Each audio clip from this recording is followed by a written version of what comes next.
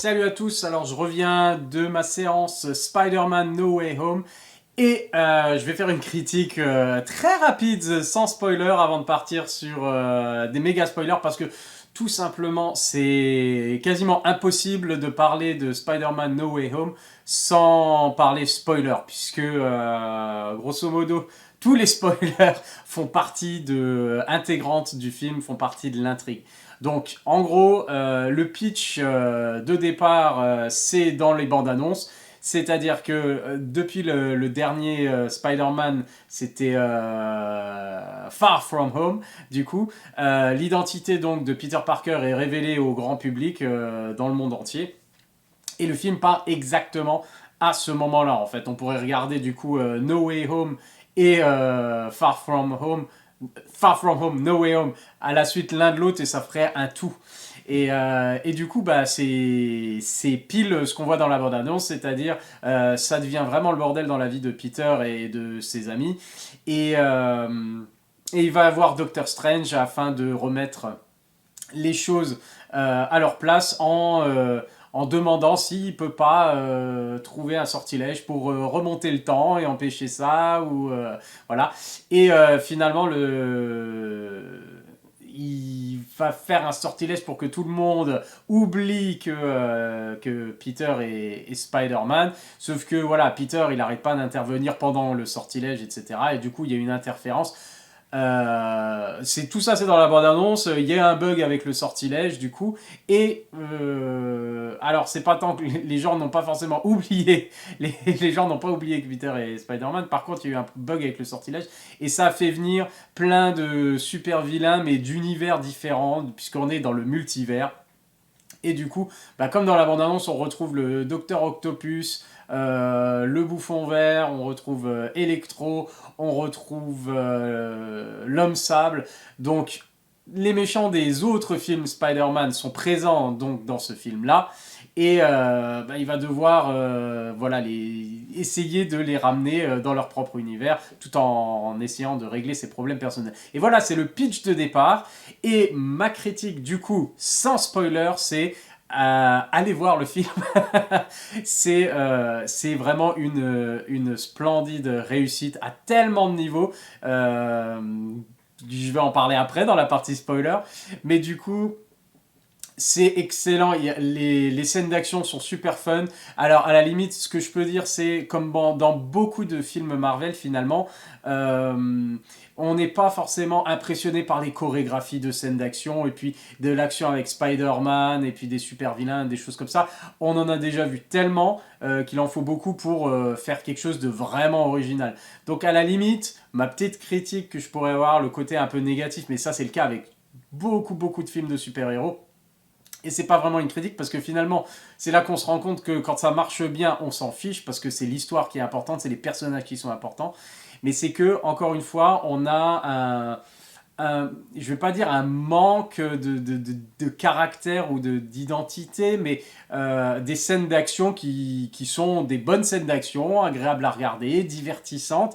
Mais il n'y en a aucune qui reste en tête comme... Bah, je prends toujours l'exemple, par exemple, dans Spider-Man 2, par exemple, la scène du train avec Docteur Octopus, cette grande scène d'action à rallonge qui était superbement chorégraphiée. Je mets du coup une exception pour les scènes d'action dans Shang-Chi qui était sorti il y a quelques mois et qui là vraiment, voilà, on voyait qu'il y avait quelque chose qui était fait au niveau originalité des scènes d'action, au niveau chorégraphie et au niveau voilà, visuel, la présentation des combats, etc., etc.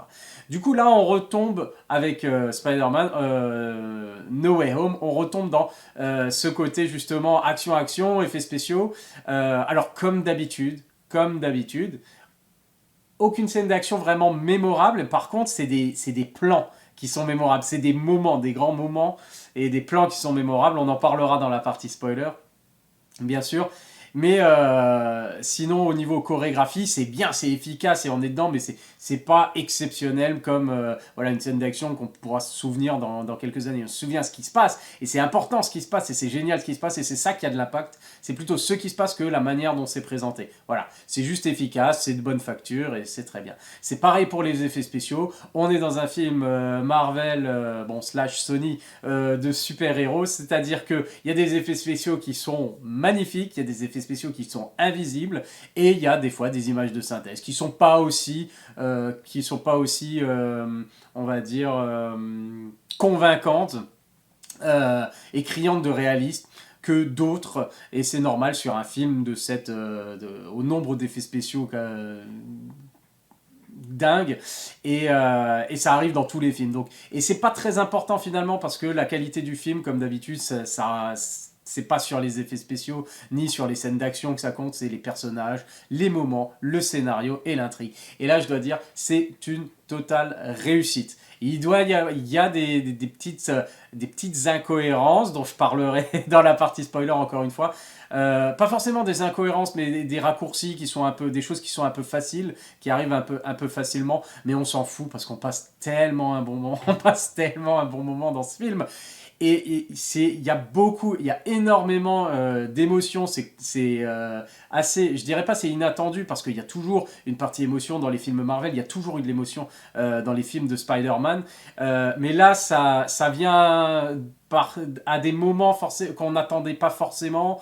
Ou voilà. Donc en tout cas, c'est très bien traité. Et beaucoup d'humour, même il y a des situations qui sont quand même assez sérieuses et l'humour fait mouche vraiment à chaque fois. C'est un style vraiment qu'il y a dans les films Spider-Man justement, depuis Homecoming, depuis Far From Home, même celui-là, il y a ce côté aussi comédie et timing comique des personnages.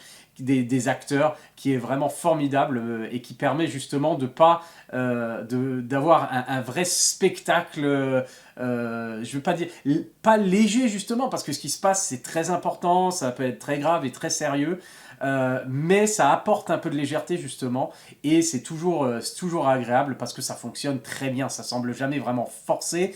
Il y a peut-être quelques gags et quelques répliques qui fonctionnent moins que d'autres, mais dans l'ensemble, c'est un pur plaisir de retrouver encore une fois ces personnages et des arcs narratifs qui sont vraiment bien développés et pour vraiment tous les personnages qu'on a appris à connaître. Même si c'est, encore une fois, c'est comme pour les films précédents, il y a on va dire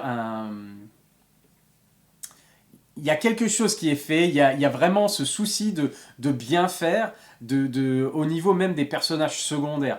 C'est-à-dire, il n'y a pas, certes, il y a des personnages qui sont là pour faire de l'humour, il y a des personnages qui sont là pour être un peu plus dans le mode la morale et le message, etc. etc. Donc on retrouve toutes ces choses-là, mais c'est fait d'une certaine manière où ça a un but, ça va quelque part, et on s'attache vraiment, on est attaché à ces personnages de toute façon, et ça fonctionne très bien. Et les personnages secondaires, ils arrivent toujours à briller dans leur moment, et les acteurs sont vraiment excellents justement dans ces rôles, et ils sont pour beaucoup dans la réussite justement du film, c'est que les personnages secondaires, même ceux qu'on voit vraiment assez peu, eh ben, le temps qu'ils ont, il est complètement mis à profit pour que le personnage vraiment brille et fasse passer un bon moment, pour le peu de temps qu'ils ont à l'écran, et c'est ça qui est formidable, ça fonctionne. C'est pas juste, ils sont là juste pour faire une blague, non, ils sont au cœur de l'intrigue, il y a des conséquences, leurs choix, leurs décisions, les dialogues, tout ça, ça joue autour de Spider-Man, autour de Peter Parker, bien sûr.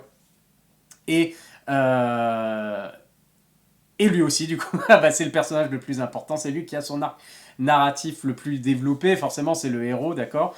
Mais il y a aussi Doctor Strange, du coup, qui est un peu sur la touche, mais qui est assez cohérent, bah, qui est toujours cohérent avec lui-même par rapport à ce qu'on a déjà vu de Strange.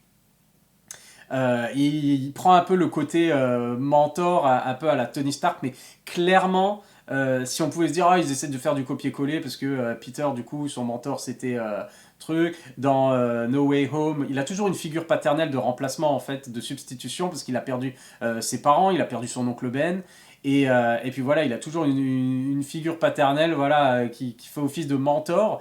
Et qui n'est pas forcément la bonne personne, que ce soit Tony Stark, et Tony Stark, voilà, c'est qu'il était, c'était pas le modèle forcément à suivre, même il a inspiré beaucoup Peter. Il avait son propre caractère, il n'était pas parfait. Dans le 2, bon, bah, Mysterio, qui fait office justement de mentor ici, bah, c'est on va dire la trahison. Et là encore, dans ce film-là, Peter a l'embarras du choix, du coup, pour... puisqu'il y a de nouveau, il y aura toujours un héros apparemment qui sera là pour l'aider à l'idée, et là c'est Doctor Strange cette fois. Et du coup, c'est bien, c'est que c'est complètement différent. C'est pas Doctor Strange, la relation qu'il a avec Doctor Strange, ce sera pas du tout la même qu'avec Tony Stark, ce sera pas du tout la même qu'avec Mysterio. Et du coup, c'est vraiment intéressant. Ça, c'est super bien développé. Donc, comme je dis, excellent au niveau de l'intrigue, dont on va parler dans quelques secondes. Excellent au niveau de l'émotion, des belles scènes d'action, pas forcément exceptionnelles et mémorables, mais des grands moments. Ça, c'est des moments exceptionnels et mémorables qui se passent, et on a des magnifiques plans, d'accord, qui sont choisis, et les acteurs qui sont formidables, l'humour qui est excellent, un spectacle grandiose pour les yeux. Et on passe un vrai bon moment. Si on voulait, voilà, c'est à ça que ça sert. C'est à ça que servent ces films, c'est à ça que sert Marvel. C'est pour s'échapper et pour passer vraiment un bon moment. Et c'est ce qu'on nous offre. C'est ce qu'on nous offre. Sans nous dire forcément, mettez votre cerveau sur off. Sans nous dire, voilà, on vous balance de la purée numérique, on vous balance des pixels, soyez contents. Non, non, non. Il y a un vrai travail pour que ce soit une histoire intéressante, captivante, cohérente, émotionnelle. Et vraiment, c'est une totale réussite. C'est le meilleur. Et pourtant, les autres étaient déjà très bien. Mais là, ils arrivent vraiment avec cette conclusion, parce que c'est pas vraiment la conclusion. Ils feront d'autres films Spider-Man. Mais pour cet arc-là, on va dire que toute la trilogie Home, Homecoming, Far From Home, No Way Home, c'est un bel ensemble. Et un bel ensemble cohérent. Et le troisième, pour une fois justement, le troisième épisode de la trilogie, eh ben, il explose tout. Il est vraiment excellent, et il est au-delà vraiment en termes de réussite des deux premiers, qui étaient déjà excellents aussi. Et là, on est plus dans quelque chose de plus épique, alors que les autres étaient... Oh, quoi, quoique, finalement. Homecoming, c'était un peu plus, on va dire, concentré justement sur New York, mais bon, déjà avec No Way, Far From Home, on allait dans d'autres pays, et puis c'était des grosses scènes d'action quand même. Donc, on continue finalement l'escalade dans ce film-là, on va vraiment jusqu'au bout du bout, et ça fonctionne très bien. Et c'est vraiment le meilleur pour plusieurs raisons qu'on va évoquer, justement. Bah après, tout est subjectif. Honnêtement, tout est subjectif. Certains préféreront peut-être les films précédents, etc. Mais dans l'ensemble, c'est un des... Enfin, moi, je pense... Après, un seul visionnage, je vais aller le revoir. Et peut-être avec le temps, ça va se tasser un peu. Là, c'est l'excitation du moment. Mais il y a vraiment tout eu. J'ai passé tout l'ensemble. Et pourtant, il est long. Mais on ne voit pas le temps passer. Il doit durer 2h40, quelque chose comme ça. 2h35 ou 2h40. Je ne vois pas le temps passer. J'avais un sourire comme ça, mais pendant tout le film. Sauf pendant certains moments où il y a des petites larmes. Mais pas de spoiler. Mais vraiment une réussite totale. C'est un spectaculaire divertissement. C'est du pur Marvel, comme ils savent le faire. Même s'ils sont là en association avec le studio Sony, puisqu'ils partagent Spider-Man. Et ça fonctionne. Ça fonctionne tellement bien. Comme dit, les petits détails que je peux donner à la limite, c'est bon, les scènes d'action, pas forcément les plus mémorables du monde, mais on est pris dedans, donc c'est efficace, ça fait le boulot. L'aspect, la magie, voilà, c'est peut-être ça le truc qui pose problème, c'est en gros, on peut tout expliquer en disant, hey, c'est de la magie, boum. Voilà. Il y a des choses qui sont pas très claires, mais honnêtement, là, c'est du pinaillement. On va pas, je vais pas, j'ai passé un tellement bon moment que les petits détails, voilà, où j'étais là, genre, un peu facile scénaristiquement. Et puis tant pis. Et puis tant pis, le reste est tellement bien réussi qu'on on va pas s'attacher à ces petits détails. Sur un spectacle comme celui-là, on va pas bouder voilà, les bons moments qu'on passe et puis la réussite du film. Donc bravo à John Watts, le réalisateur aussi, qui a mené cette trilogie vraiment très bien. Bien sûr, il fait pas ce qu'il veut, mais en termes de la gestion justement, alors que ce soit les scènes d'action, mais que ce soit les interactions entre personnages, etc., il a bien mené sa barque sous le chapeautage, on va dire, de Kevin Feige, sûrement, pour Marvel. Mais bravo au réalisateur, j'ai hâte de voir du coup ce qu'il va faire. Il me semble que c'est lui pour les 4 Fantastiques et j'ai hâte de voir ce qu'il va faire avec les 4 Fantastiques du coup. En tout cas, ça s'annonce très bien. Voilà. Donc super, spectaculaire, émotionnel, très émouvant. Allez voir Spider-Man.